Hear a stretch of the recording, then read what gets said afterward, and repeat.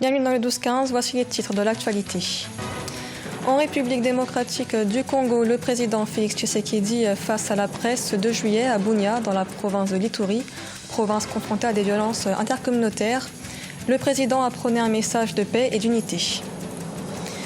L'inégalité des chances entre les hommes et les femmes figure parmi les obstacles qui empêchent le continent de se développer. L'Union africaine souhaite que ces pays mettent en œuvre des politiques de genre efficaces. Et puis 21 pays africains étaient en lice pour les championnats d'escrime, un événement qui a eu lieu du 24 au 28 juin à Bamako, au Mali. Mais d'abord au Soudan, reprise des négociations à Khartoum ce 3 juillet entre les généraux du Conseil militaire et la contestation, l'Alliance pour la liberté et le changement, des négociations en présence de la médiation de l'Éthiopie et de l'Union africaine. C'est la première rencontre depuis la répression violente d'un sitting de manifestants le 3 juin dernier. Les discussions avaient été suspendues suite au désaccord sur la composition du Conseil souverain, une instance de transition de 3 ans qui devrait être présidée par un militaire pendant 18 mois, puis par un civil. En République démocratique du Congo, le président Félix Tshisekedi a tenu sa première conférence de presse ce 2 juillet à Bunia, dans la province de l'Ituri, une province confrontée à des violences intercommunautaires. Le président a appelé la population à mettre fin à ces violences, à l'origine de nombreuses victimes et déplacés.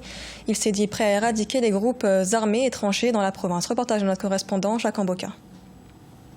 Le chef de l'État congolais, Félix Tshisekedi, s'est exprimé devant la presse ce mardi 2 juillet à Bunia, dans la province d'Ituri. Le président de la République a réitéré sa détermination de lutter contre les forces négatives qui souvent utilisent les communautés pour semer la terreur dans la province. Les forces armées congolaises ont lancé les opérations qui ont permis le retour progressif de la paix dans cette province, doivent continuer leur mission.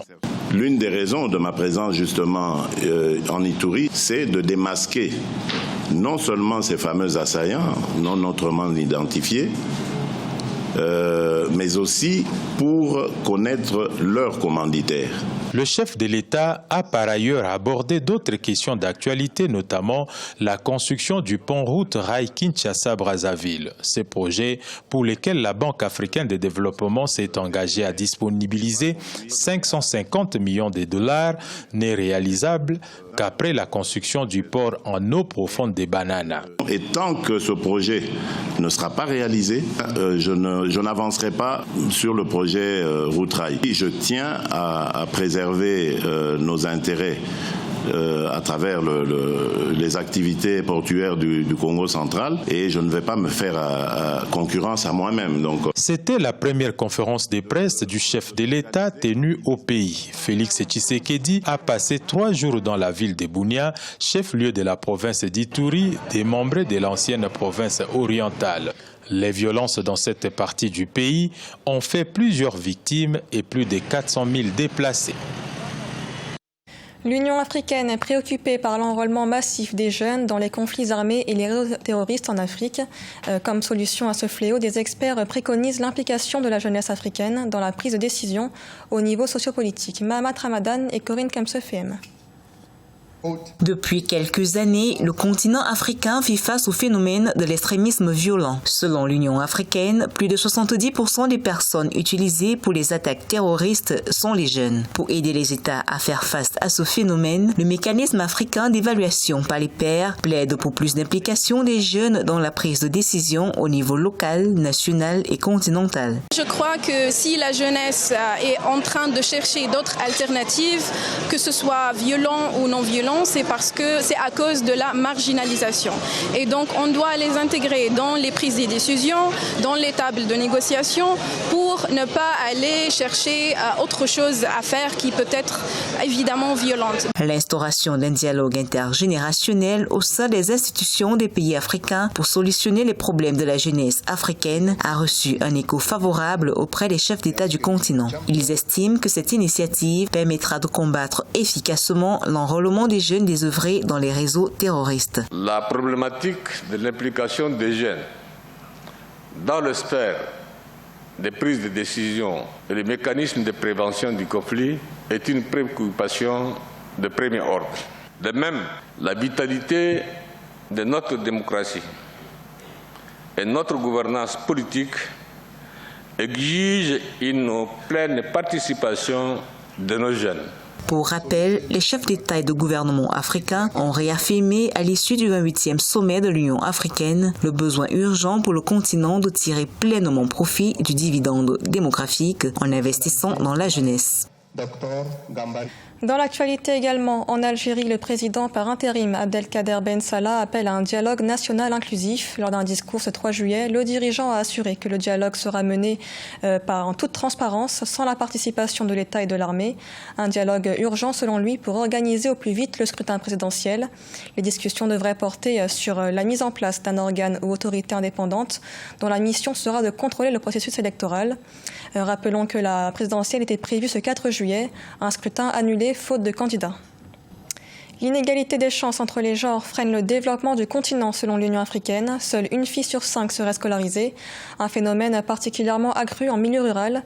Pour y faire face, l'Union africaine plaide pour la mise en œuvre effective de politiques de genre dans les pays du continent. Angèle Méniot.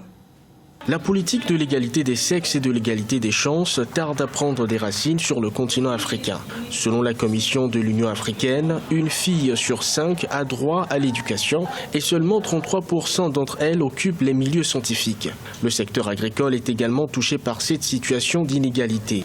Un manque qui pousse l'Union africaine à tirer la sonnette d'alarme. Tous nos pays ont des politiques du genre, mais c'est la mise en œuvre qui pose problème. Les chefs d'État, les ministres sont tout à fait d'accord, mais comment ça se fait au niveau rural?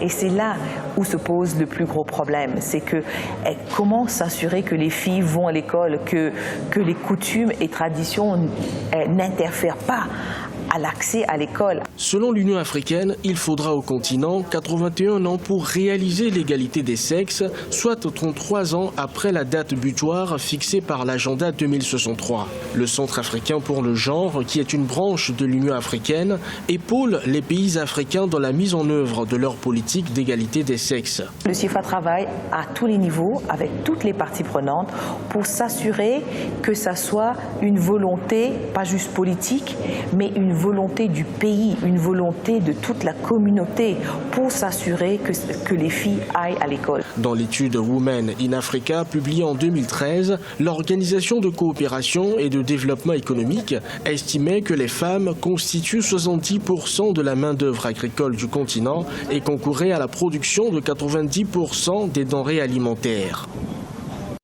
Les 19e championnats d'escrime ont eu lieu à Bamako, au Mali, du 24 au 28 juin. La compétition a réuni 21 pays africains. Une consécration pour l'Égypte qui repart avec 21 médailles. Retour sur l'événement avec notre correspondant Mokhtar Bari. Pour la première fois, le Mali accueille un tournoi d'escrime de niveau international. Les 21 pays réunis à Bamako se sont mesurés 4 jours durant à la conquête d'une première place décisive pour les Jeux Olympiques de Tokyo 2020. Et c'est l'Égypte qui se taille la part du lion avec 21 médailles, suivi de la Tunisie avec 11 médailles et du Maroc avec 2 médailles d'or. Vraiment, le niveau ça a été très haut. Le niveau était bien haut et il y a beaucoup de joueurs de niveau international. Nous sommes contents d'avoir pu décrocher des médailles d'or. Nous préparons maintenant le championnat du monde et les Jeux olympiques. Cette édition a permis au Mali, mais aussi d'autres, de se frotter aux champions de la discipline à Bamako. C'est le cas de l'Algérie qui occupe le 4e rang avec 4 médailles de bronze. C'était la finale parce que c'est une année pré-olympique et toutes les places sont chères. Donc du coup, c'était un peu compliqué déjà de se battre contre le Sénégal, mon pays d'origine où je me suis battu pendant tant d'années. Et en plus revenir coacher l'équipe d'Algérie pour encore les gagner encore. Ce tournoi aura permis aux vainqueurs de prendre une sérieuse option pour les éliminatoires des Jeux Olympiques de Tokyo 2020. Prochain rendez-vous, les championnats du monde en jeu à Budapest et les Jeux africains à Casablanca en août 2019.